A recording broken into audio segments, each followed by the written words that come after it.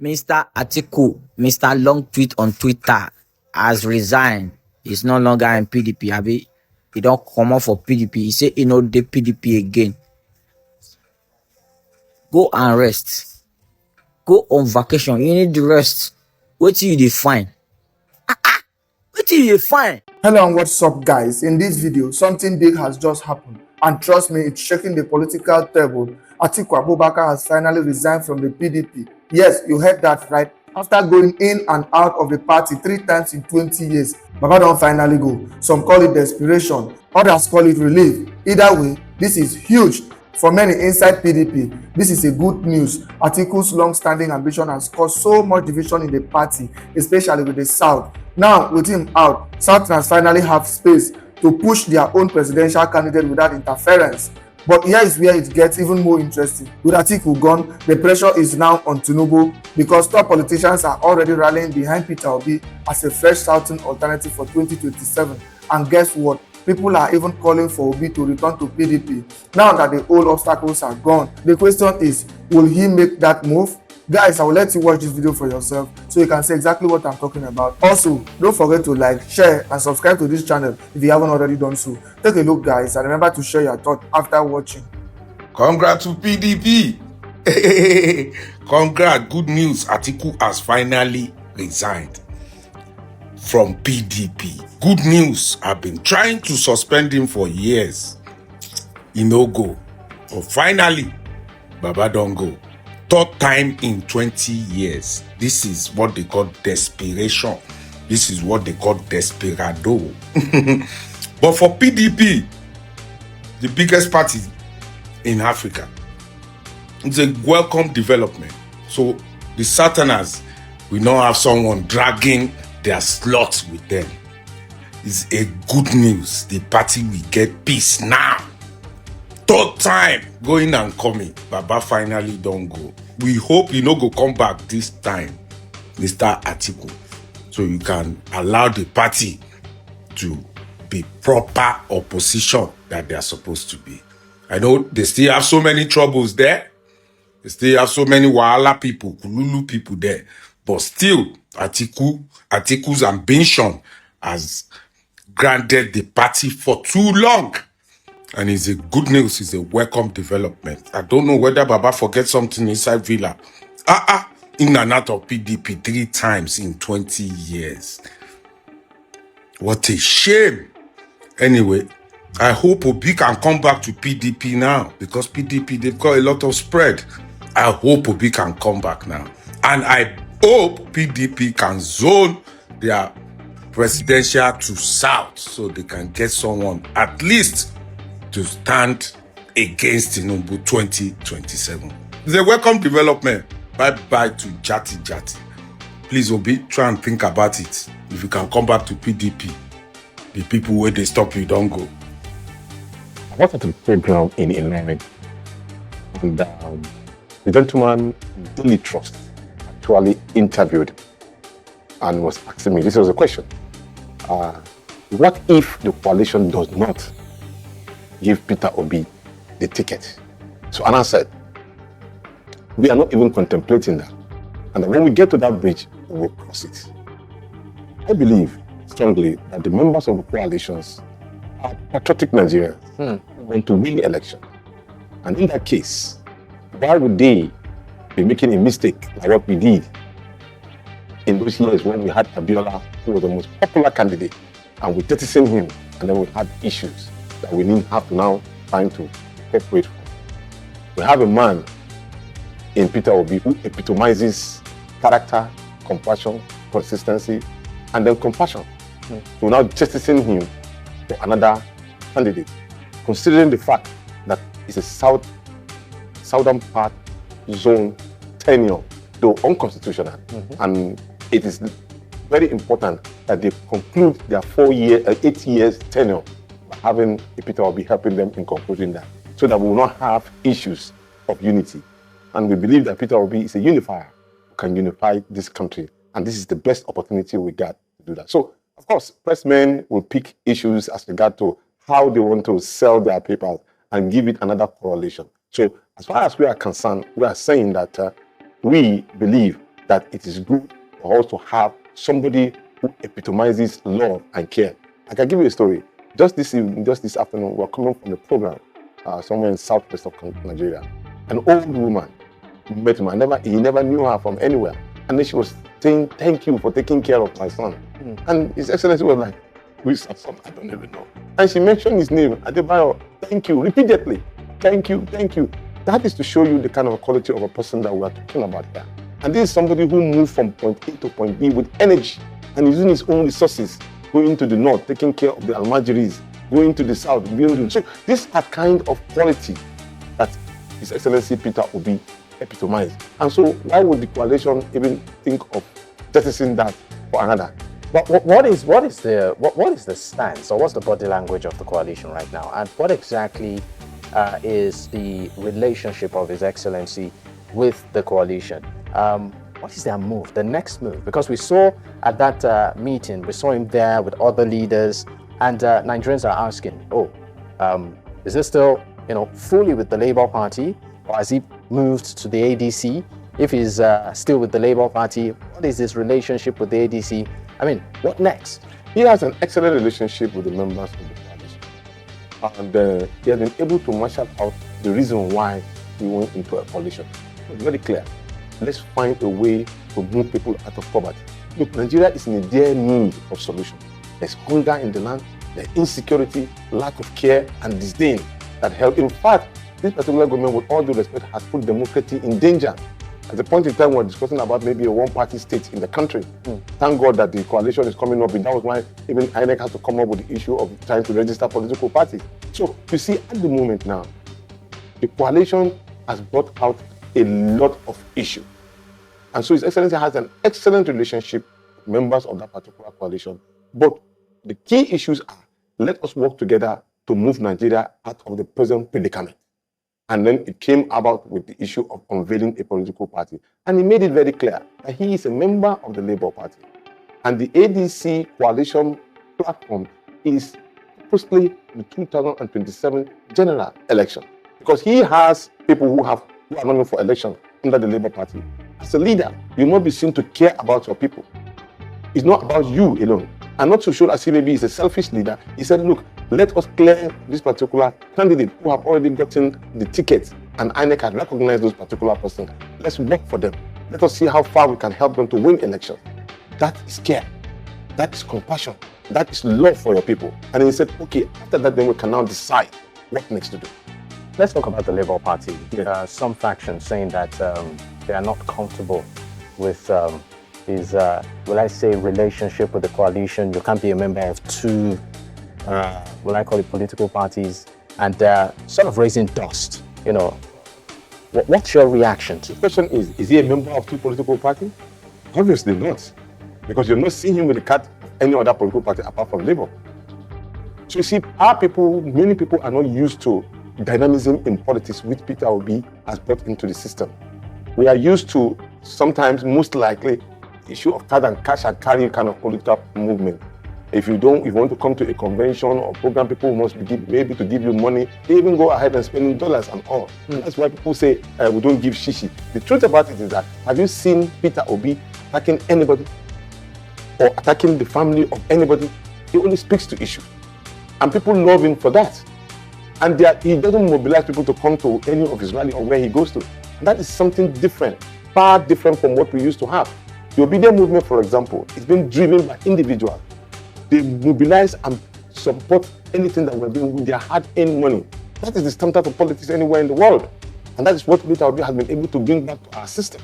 It's far, far different. So when they see that, they will always like to pick an angle with it and say probably, no, we're not spending money, we're not giving bribe, No. Politics must be done with integrity, must be done with consistency, must be done with the interest of the people. And once the people show interest into you, you are good and dry. But so he's running away from the old order to a new order. And you can also see that because of most of his messages, the Nigerian youth are in sync with him. They believe in him. That was the reason why you saw that we have about 12.5 million Nigerian youth registering. And that is up to today. We still have this particular control people who believe in his messages, believe in his character. And this is because somebody who has been able to exemplify and clear himself. I was reading in the paper when he was saying that, look, I left 75 billion naira in the coffers of Anambra State. There was only 2 of us who did that. Myself, 75, and Musa Yar'Adua, who left 5. So you can compare. He left 5 million, he has 75. And up to now, even the governor that left after him, which was Governor Obiano, confirmed that it was the money that Peter Obi left in his coffers that they used in building the airport that they have in Anambra State. So you see, he's a futuristic and transformational leader. All right. Well, we'll definitely come back to the conversation and dig deeper into issues, but let's go on our first break. When we return, we'll look at, of course, at multiple angles to this conversation. Stay with us, we'll be right back. The coalition and the ADC. Now, for some Nigerians, there are concerns. They said, they're saying as much as collaboration is important in politics, but then the question is, what kind of collaboration are you doing, or who are the people that you are collaborating with? So for some Nigerians, they are questioning some individuals within that coalition. They say, we know some of these people. They've held political offices in the past. They seem to be members of the old order. Many of them, ministers, former governors, who really did little or nothing, or even have excess political baggage. And they're asking, why is Peter Obi mingling with these people? Why is he forming an alliance with the same people that, for them, put them in this situation that they are in? The same question I would have loved to throw back to you. Those who voted for this government, are they still on that particular pedestal of voting for this government? Because they've seen the difference. They made the mistake of voting for hunger and deprivation, disdain. If you ask them to vote again, would they vote for this particular government? Obviously no. So also, for those who have, in quotes, been accused of causing havoc and pain to the Nigerian people, who have seen the difference now, say, okay, I want to trade in a different light. Do not jettison those particular persons? Obviously, no. If there are any one of them that have been convicted, most of them will have been in jail. Okay? And so, we leave it because of that. But at this point in time, we need a collective effort to be able to get us out of the wood where we are at the moment. And everybody is saying that, look, let's do this together. Let's get Nigerians out of the wood. Let's provide prosperity for Nigerians. The pain and the excruciating pain is already too much on the Nigerian people. Let us work together. You as a politician, who have already championed that particular cause, and people want to queue behind you, you don't throw them away. No, you only shape them to be in line with what you believe that can help the Nigerian people. And they are believing in it. And Peter Obi is championing the cause. So that's the reason why. How do you think that the person of Peter Obi tends to maybe, stand out from this crop that many Nigerians are not comfortable with in that coalition? You agree with me, in Nigeria, the major problem we have is leadership. At a point in time, Peter Obi was not sellable in the northern part of the country. An argument and a debate just erode recently. And then the people in the north are saying, why not? Must he be our religion only before I can vote for him? Must he be a person from my own part of the country before I vote for him? So the narrative is changing because you found somebody who have the capacity leadership. And that is Peter Obi. At the moment now, there is no candidate that can face the Nigerian youth either on interview or in a Twitter space or even in a Facebook or any interview whatsoever. If you call Mr. Peter Obi, he is ready to give you answers to any question that you can. And I challenge any presidential candidate today to be able to face the youth who are so challenging every president. Yes, any candidate today to be able to come, because the more interferes with young people. Yeah, to interfere with young people. If he does, it only enhances our democratic quality. If they pick up the challenge, it's good because it will give more insight for people to know who their leaders are or what they have been able to put on table. Peter Obi has been able to cross that boundary. And if you ask him now to appear on a television or an interview with the Nigerian youth, he will gladly do it. Let's move to issues. What do you think this administration is getting wrong with the economy, with security, and some of the core issues that Nigerians are facing, cost of living? Telling the truth. They're not telling Nigerians the truth. What do you mean? Yes, exactly. Now, we were in this particular country when we were told that they are going to remove subsidy. isn't it? And then at the moment now, we are expecting that oil strategy will remove, possibly there will be a lot of income to Nigerian people, and then they will be living in a better life. The question is this true? No. We were told in this country that power supply will be increased and jacked up to a certain number. So today, it was tariff that they increased. We were told that probably the economy of Nigeria will double down at a particular point in time. In the manifesto of the APC, we were told that they are going to create jobs like 3 million in a year. So what we are supposed to have gotten this year will have been 6 million Nigerian youth being employed. The fact is that none of them has happened. So without fear or favor, you see, the problem of lie is that when you lie, you'll be looking for another lie to cover the previous lie that you lie. So you continue living in perpetual lies. At this point in time, the truth has not been told to Nigeria. If you ask this particular government how many barrels of petroleum did they take out of the country, they can't tell you. There's no accuracy because there's no accountability in the process. If you ask them how many have you been able to take out of poverty in Nigeria, they can't tell you because there's no statistics on ground. How about security? In the same light. Because security at the point in time now, you can see, instead of us having a clear cut of issue, people are being killed on a daily basis like chicken, and they don't even care. See what's happening in Maiduguri, see what's happening in Taraba State, see what happened in Benue State. They kill people in numbers, and yet the people are not being told. And can you tell me? I've been going to Benue State. I travel a lot to Benue State. Okay, from the distance of Benue State, there are a lot of police checkpoints, army, all of them are on this road. And where the Yalwa situation is somewhere around on the road. It's not too far from the road. And you can't tell me how people would mobilize weapons and kill close to about 2,000 of people. How? And nobody was caught? Nobody was seen? It's a question you want to ask yourself. How did that happen? Or do you tell me that in Plateau, you have not been able to arrest one person that will tell you what really went wrong? So the issue of security is a conspiracy against the people for political gain and enrichment of individuals. And that is what Peter Obi will never, ever condone. When we travel on the road, he travels on the road. You are aware of the fact that he traveled, you were going to see them in the IDP camp in Benue when he was come back. He travels on the road and he feels the impulse of the people. How many of our leaders can do that? How many? Look, I tell you, it's not because I am working with him. I have worked with a lot of people. I have worked with Chief Danifa Wahimi. I have worked with Bolarabe Musa. I have worked with Otto Nwanko. I have worked with a lot of Nigerians. I've been in this politics at a young age, close to about 30 years of experience. I can tell you, I was a presidential candidate, I was HEPAC chairman, I was almost everything that I can be anything. Yes, I may not be I may not be rich and all, but I thank God for what God has given me. So I have not come close to somebody who showed this kind of passion for Nigeria. Because on every day, on every second, what you think about is Nigeria, how do the people live in it? Clearly, just now when we are coming back from a journey, maybe because of the euphoria of things that you are seeing about insecurity, a car was seen to be in a bush. So telling that, Atiku, there's a car in that bush. Oh. It's like some people are being gagged or not. Are you sure? Let's turn back and check whether they need help. How many of our leaders can do that? They don't even care. Some of them even go by flight for wherever they're going. I mean, how do you explain when you cannot move from Ijebu here on the road? You see potholes and all, and people are thinking of doing it. So the passion that he shows every day is amazing. Now, talking about passion, one thing that seems to be at the front burner lately is the issue of our health care system. I mean, many Nigerians, God rest his soul, our former president, President Muhammadu Buhari, who died passed on in a clinic in London.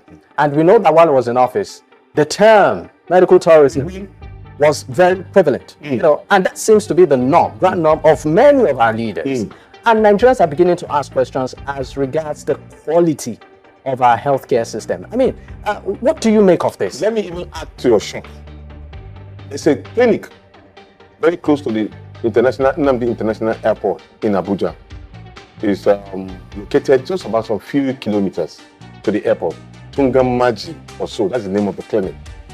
His Excellency was able, through our people, was able to identify that particular local clinic. He went there. There was only one nurse, not a doctor, one nurse.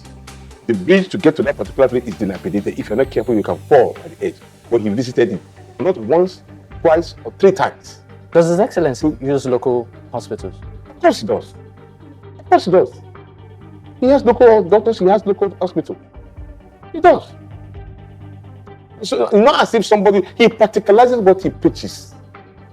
He practicalizes what he preaches. And I saw people when you were tweeting about him serving, this is what he does when he's serving people in it's about going there too. That's let me tell you, that is his natural self. but we've seen politicians do that. Political, what I call it, PR. Let me share knowledge with you. This is not a situation of that nature. You saw Senator Izinazor doing the same thing. That particular day, it was the birthday of a pastor. And what he does is that they are reversing the case where the poor usually serve the rich. So the rich now serve the poor. At the point, somebody was even saying that, look, I will not eat until when Peter Obi serves me. So it is the riches that are serving the poor as a form of a reminder to the riches and the affluence in the society that the table can turn. Show love to your people. And it's like meeting me at home, what I usually do. Coincidentally, that day, before we even left, he served us food. When you visit him in his house, he cooks and he serves by himself. He cooks. He cooks his own food. Yeah, he cooks and serves by himself. By himself. Not only that, he will make sure that he serves every one of you. When you are done, he picks the trays. Doesn't he have mates? He has people who are eatable, but it's a natural thing that is embedded in him. I'm not joking. It's something that I benefited from. He served me food. And anybody that will be around him, you can question, you can verify. That's his word. Verify. He does it by himself, not another person. Okay, let's look at elections in this country, and the quality of elections that happened. Just recently, we had the local government elections in Lagos State. We've had conversations around electoral reforms. 2023 was a pivotal year for the Labour Party and also His Excellency Peter Obi. Are you comfortable with the current state of electioneering and elections in the country? And what would you recommend as reforms? Okay, obviously no. There's a lot to be done. You see, the Electoral Act of 2010 has amended, and that's why it's very important for most of our politicians to read those particular laws that govern the electoral process. So you'll be prepared for the quagmire and the lacuna and the areas of manipulation that may arise from that particular document. So you prepare yourself. Quite honestly, a lot of Nigerians did not read a lot about the electoral. Case in study, for example, when they said that if they cannot use electronic system, they can use manual way of collating results. It's a fraud. So the document itself created room for manipulation. And we need to eliminate that. We've already done a lot. I think the amendment was done, I remember with Naija, we actually called for the amendment. But a lot of things were hidden in the document that created room, a gap for manipulation. So we need to find a way in which to reject that particular document to say, look, elections results should be published immediately electronically. And when there's electronic representation, it may be done in a way that the sequence of the result sheet is clear. Let me give you an example. The first document in the electoral sheet, ET8 or so, first copy, second copy, and third copy are clear. But all other copies are blocked. Now, yeah. It can be used for manipulative tendencies. So it is either you give me a clean copy immediately, or you press the first result on the net, and everybody can see the result immediately on that point. And also the issue of making sure that the counting system and the serial number of the ballot paper are publicly published and all. And then we must also give room for, in a way in which people can register without going through this stress. If you want to vote for me, if I'm in Sokoto, you can vote here and my vote should count. There's so many things that we've already embedded as a document for electoral reform. All right, just before I let you go, quick one. I would appreciate if your response can be in 30 seconds. Yes. Number one, what's the relationship between His Excellency Peter Obi and Dr. Julius Obure? And then number two, are there chances that he would leave the Labour Party should the ADC or the coalition agree that maybe they want him as their presidential candidate? You know, the most interesting thing about Peter Obi is this. He never holds grudges against anybody. I'm telling you. In fact, when you are with him, there was a scenario that happened. Somebody was talking down on him, and the person didn't know that Peter Obi heard him. And then when he came in, he hugged him. And then he continued the relationship. He said, probably he's talking so that I can learn. He never hold any grudges with anybody. And this is a situation. While he was a governor, can you imagine this? While he was a governor, he went to a program, and his car was parked in somebody else's front door. The guy, of course, came out and was so vociferous and all. He said that the car of the governor should be kept out of the way because the governor parked in front of his house, not supposed to be. And then when they parked, they whipped the car, but all right, out of the way, governor's car, sitting governor. And then when the man came, everybody was like, hey, Mr. Governor, get him arrested. He now went to the man and said, I'm sorry, sir. I didn't know that the car was parked. You people make it wrong with you. You shouldn't have parked in front of his car. Today, that person is one of the best friends of his. All right. So for the Labour Party, in terms of the, what I call it, internal crisis, in 30 seconds, sir, are we seeing what next? Well, the issue is that how do we collaborate together and get the right solution to our problem as a team? Yes, there may be different, but we are hoping that people will see the light of saying that, look, we're on a rescue mission and it cannot be done by one man. And that one man is ready to collaborate with a lot of people. So when we have a better choice, let's take advantage of it. God has given us His Excellency Peter Obi. Let's run with it.